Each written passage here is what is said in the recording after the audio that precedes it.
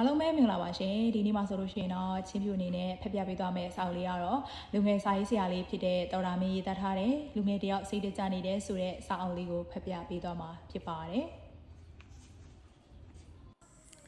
ဆက်လက်ပြီးတူတရတာစာပေကောင်းများကိုအမြင်မပြတ်တင်ဆက်ပေးသွားမှာမို့ချင်းဖြူရဲ့ channel လေးကို subscribe လုပ်ရသေးဘူးဆိုလို့ရှိရင်ဘေးနားကခေါင်းလောင်းလေးကိုနှိပ်ထားခဲ့လို့ရပါတယ်ရှင်ဒီဆောင်လေးတွေကနေကောင်းလို့ရရစာပေများကိုတင်ဆက်ပေးသွားမှာမို့ချင်းဖြူနဲ့အတူလိုက်ပါခန်းစားကြည့်ကြပါအောင်ရှင်ဆုံးအနေနဲ့အမှားစကားပါလို့တာကတော့ဒီစာအုပ်လေးကိုတထိုင်နဲ့မဖတ်ဘဲဖြည်းဖြည်းချင်းဖတ်ဖို့ပါ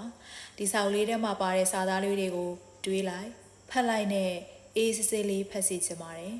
လူငယ်တယောက်စိတ်သက်ကြနေသည်ဆိုတဲ့ဒီစာအုပ်လေးဟာစာရေးသူရဲ့ဒုတိယမြောက်စာအုပ်လေးဖြစ်ပါတယ်ဒီစာအုပ်လေးကိုအချိန်အသေးအချာလေးယူပြီးရေးသားထားတယ်လို့လည်းရေးသားထားပါတယ်ပထမဆုံးစာအုပ်လေးဖြစ်တဲ့မျက်ရည်လွယ်သောသူများဖတ်ဖို့ဟာထုတ်ဝေပြီး8လအကြာမှာတော့ပစ္စမအကျေပြန်လည်ပုံနှိပ်ထုတ်ဝေခဲ့တယ်လို့လည်းသိရပါတယ်ဒီနေ့အတွက်ပြုံးပြီးသွားပြီလားအစင်မပြေတာတွေကိုခဏလေးမိထားပါဒီနေ့အတွက်မပြုံးရသေးဘူးဆိုလို့ရှိရင်အခုပဲပြုံးပြအောင်ပြုံးလိုက်ပါရှင်တန်ရတာအရန်ပင်ပန်းနေပေမဲ့အခုအချိန်ထိအာတင်ပြီးကြိုးစားရုန်းကန်ရှင်တန်နိုင်ခဲ့လို့သင်အတွက်ခုံယူပါတယ်အခုလိုပဲနောက်အစင်မပြေတာတွေရှိလာခဲ့ရင်လည်းအာတင်ထားရမယ်နော်သင်ကစိတ်ထားလေးကောင်းပြီးတခုခုဆိုသူများအတွက်ဖြည့်တွေးပေးတတ်တာမို့ဒီကောင်းမှုအကျိုးလေးတွေဟာတစ်ချိန်ချိန်မှာတင့်ကိုအကျိုးပေးလာမှာပါတင့်ကိုဒီထက်ပိုပြီးပျော်ပျော်နေစေချင်ပါတယ်ဒီထက်ပိုပြီးအေးချမ်းနေစေချင်ပါတယ်အသက်တွေကတဖြည်းဖြည်းကြီးလာပြီးမှကိုပျော်ရွှင်ရဖို့ကိုပဲအာယုံစိုက်ရမယ်နော်လူတချို့ကကျွန်တော်တို့ထင်သလောက်ကျွန်တော်တို့အပေါ်မှာမဖြူစင်ကြဘူးဆိုတာမှတ်ထားပါလူတချို့ကကျွန်တော်တို့ထင်သလောက်ကျွန်တော်တို့အပေါ်မှာမယိုးသားနိုင်ကြဘူးဆိုတာလည်းမှတ်သားထားပါကျွန်တော်တို့အပေါ်မှာအများကြီးမချစ်ကြဘူးဆိုတာလည်းမှတ်သားထားပါတခုခုဆိုရင်ဘက်ကြီးနဲ့ယင်းပြီးခင်တက်ချစ်တက်တွေးတတ်တဲ့တင့်ကိုလောကကြီးအကြောင်းနားလဲအောင်အမှားစကားပါရတာပါချစ်ချင်းပြစ်တတ်ဟာကစားစရာမဟုတ်ပါတင်ထင်သလောက်လူတွေတင့်ကိုအများကြီးမချစ်ပါဘူးလူငယ်ဘဝကနှစ်ခါလဲပြန်မရပါဘူးလူတယောက်နဲ့တယောက်ဟာရေစက်ပါတဲ့လောက်ပဲစုံစည်းရတယ်ဆိုတာနှလုံးသားနဲ့အုံနောက်ထဲမှာအမြဲမှတ်သားထားပါသင်ချရတဲ့သူကသင်ရဲ့အပိုင်ဖြစ်လာဖို့တော်ရုံကုသိုလ်ကံတွေနဲ့မရဘူးဆိုတာသိထားပါကျွန်တော်တို့ဘဝကြီးပြောင်းလဲဖို့ဆိုတာကျွန်တော်တို့အပေါ်မှာမူတည်တယ်လို့ကျွန်တော်တို့ရဲ့မိဘတွေကိုကျမ်းမာချမ်းသာအောင်ထားနိုင်မှုဆိုတာဟာလေကျွန်တော်တို့အပေါ်မှာ100%မူတည်ပါတယ်ဒီနေရာကနေဒီထက်ပိုမိုကောင်းမွန်တဲ့နေရာကိုရောက်ဖို့ကျွန်တော်တို့တွေဒီတက်နဲ့မရရင်ဟိုတက်နဲ့ပြောင်းပြီးလော်ကြမယ်တကယ်လို့ကန်တရားကမျက်နှာသာမပေးလို့တက်ကြိုးသွားခဲ့မယ်ဆိုရင်လည်းလက်နဲ့ရအောင်လော်ပြီးဆက်ကြိုးစားကြမယ်ကျွန်တော်တို့ကိုယ်တိုင်ပိုမိုကောင်းမွန်တဲ့နေရာကိုရောက်သွားတော့မှသာကျွန်တော်တို့မိဘတွေကိုပါတွဲခွန်နိုင်မှာမဟုတ်ပါလား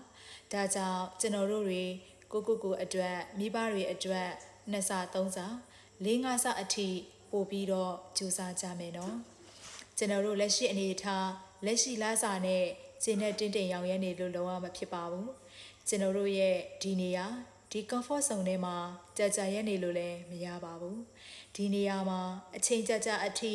ရက်နေခဲ့မယ်ဆိုရင်အချိန်ကာလတစ်ခုကိုရောက်ရှိလာတဲ့အခါကျွန်တော်တို့ခွေလဲကျသွားပါလိမ့်မယ်လစာ9000နဲ့ကျင်းတဲ့နေရင်ကျွန်တော်တို့ဟာ9000တန်ပါလာစာ1000နဲ့ကျင်းနေရင်ကျွန်တော်တို့က1000နဲ့ဖြစ်ပြီးလာစာ3သိန်းနဲ့ကျင်းနေခဲ့မယ်ဆိုရင်တော့ကျွန်တော်တို့ဟာ3သိန်းနဲ့ပဲဖြစ်ပါတယ်။ဒါကြောင့်သင်အနေနဲ့ဒီစာလေးကိုဖတ်နေတဲ့အတော်အတွင်းမှာလာစာဘယ်လောက်ရတယ်လဲ။ကိုကဘယ်လောက်တန်ဖြစ်နေမလဲဆိုတာပြန်လဲသုံးသပ်ကြည့်စေလိုပါတယ်။လုပ်ငန်းတစ်ခုတည်းလုပ်ပြီးငါလုပ်ငန်းလုပ်နေတာပဲလို့တွေးမိတဲ့အခါအဲ့ဒီအတွေးတွေကိုချက်ချင်းရပ်ပြီးနောက်ထပ်ဘာလုပ်ငန်းထက်လုပ်လို့ရသေးအောင်မလဲဆိုတာတွေးတောစီချင်ပါတယ်ဖြစ်နိုင်ရင်လူငယ်တယောက်မှာအလုံး2ခုလောက်တော့ရှိစေချင်တယ်ကျွန်တော်တို့ဒီအချိန်မှာမှကိုမခိုင်ထားဘူးဆိုရင်ကျွန်တော်တို့အသက်ကြီးလာတဲ့အခါအခု online မှာတွေ့နေရတဲ့ဖိုးဖွားတို့လိုဒုက္ခရောက်နေပါလိမ့်မယ်ဒီနေ့90ဖို့ကြိုးစားတယ်ဆိုလို့ရှိရင်နောက်နေ့မှာ100ဖို့ပိုကြိုးစားပါကြိုးစားမှုအသီးပွင့်တွေကို ကိုယ်တိုင်ဒါမကကိုယ့်ရဲ့မိဘတွေပါခံစားရမှာဖြစ်တာမို့ဒီစိတ်ကလေးကိုနှလုံးသွင်းပြီးဝင်ငွေလမ်းကြောင်းတစ်ခုလောက်ကိုထက်ရှာခွေပါနော်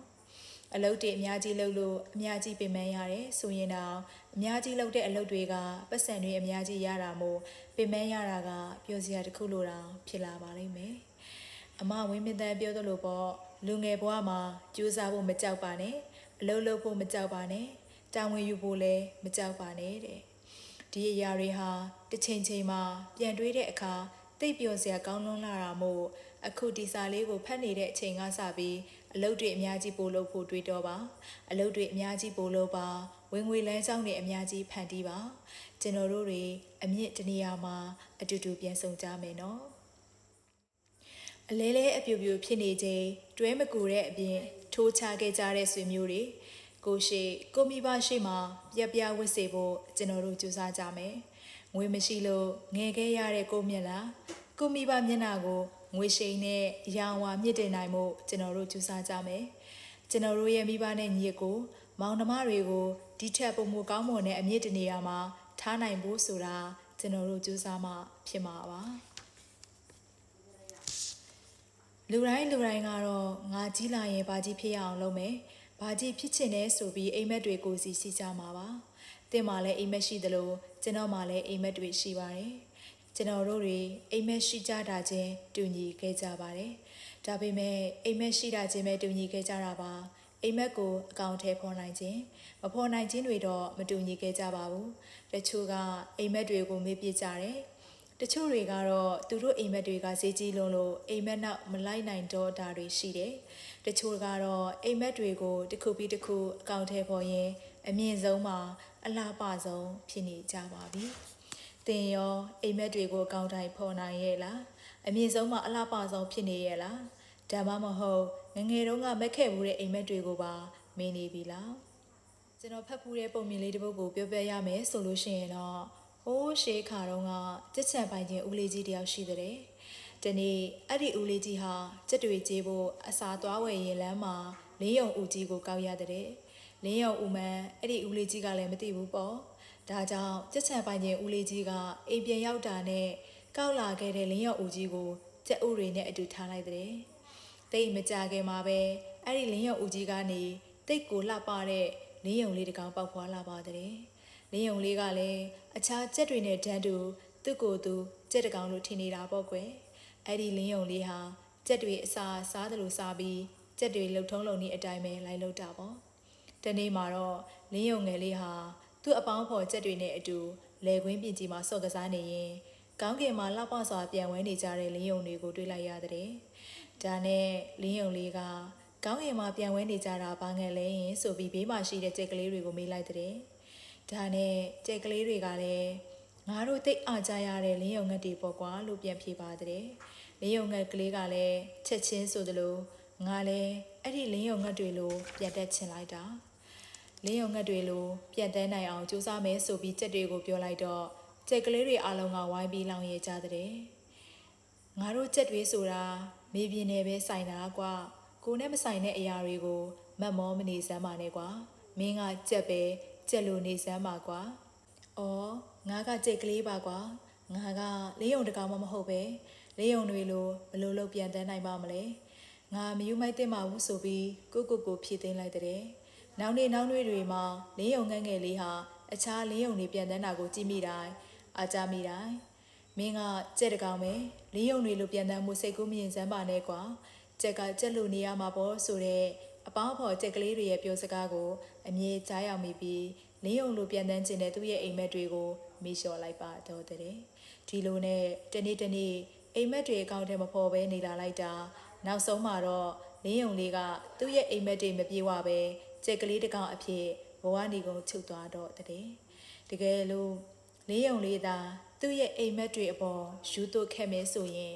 အိမ်မက်တွေကိုမမေးမလျော့ပဲအမြဲအကောင့်ထဲဖော်ဖို့ကြိုးစားနေခဲ့မယ်ဆိုရင်တနေ့မှာသူပြန်တန်းကျင်တဲ့အမြင့်ကိုအလားပါဆုံးနဲ့အလွတ်လပ်ဆုံးပြန်တန်းခွင့်ရရှိမှာဖြစ်ပါတယ်။နောက်ပြီးသူဟာလင်းယုံငှက်တကောင်အဖြစ်မွေးဖွားလာခဲ့တဲ့ဆိုတာသိရှိသွားမှာဖြစ်ပါတယ်။ဒါအပြင်သူ့ကိုလောင်ပြောင်ခဲ့ကြတဲ့ကြက်ကလေးတွေကိုလည်းသူဟာအစွမ်းစားရှိတဲ့လင်းယုံတကောင်ဖြစ်ကြောင်း ပြသလိုက်နိုင်မှာဖြစ်ပြီးစိတ်ကလေးတွေရဲ့အားကြမှုတွေချီးကျူးမှုတွေကိုရရှိလိုက်နိုင်မှာဖြစ်ပါတယ်။ဒါပေမဲ့လင်းယုံလေးဟာ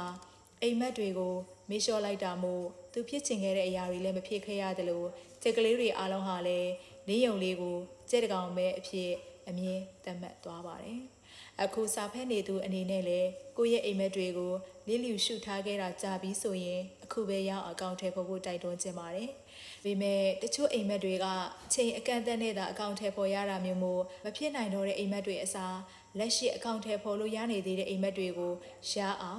င်မြင်အောင်ဖြစ်မြောက်အောင်အကောင့်ထဲပေါ်ပါလို့ပြောချင်ပါတယ်။ကိုလင်းယုံလေးလို့အဖြစ်မခံပါနဲ့။အိမ်မက်တွေကိုလည်းလက်လွတ်အဆုံးရှုံးပါစေနဲ့။အိမ်မက်တွေကိုလုံးဝမမေ့လိုက်ပါနဲ့။တစ်ခုပြီးတစ်ခုအောင်မြင်စွာအကောင့်ထဲပေါ်ရင်အိမ်မက်တွေကိုအမြင့်ဆုံးမှာအလှပဆုံးပုံဖော်နိုင်ကြပါစေ။ပန်းနိုင်မရောက်ခင်လက်လျှော့ခြင်းစိတ်ဖြစ်လာတဲ့အခါရခဲ့မှုတဲ့ပြင်ပန်းမှုတွေနဲ့စိတ်တန်ရာတွေကိုပြန်လည်သတိရပါဒီစာအုပ်လေးကတော့လူငယ်ဆိုင်ဆရာတော်ရာမင်းရေးသားထားတဲ့လူငယ်တယောက်စိတ်တကြနေသည်ဆိုတဲ့စာအုပ်ထဲကနေမှအကြိုက်နှစ်သက်ဆုံးပုံမြင်လေးနဲ့တိဆက်ပေးတော့တာပဲဖြစ်ပါတယ်ရှင်။ငါစင်သူအတွက်တစုံတစ်ခုအကျိုးရရှိတယ်ဆိုလို့ရှိရင်ပဲဂျင်းနဲ့ပျော်ရွှင်မိပါတယ်။အားလုံးကိုကျေးဇူးတင်ပါတယ်ရှင်။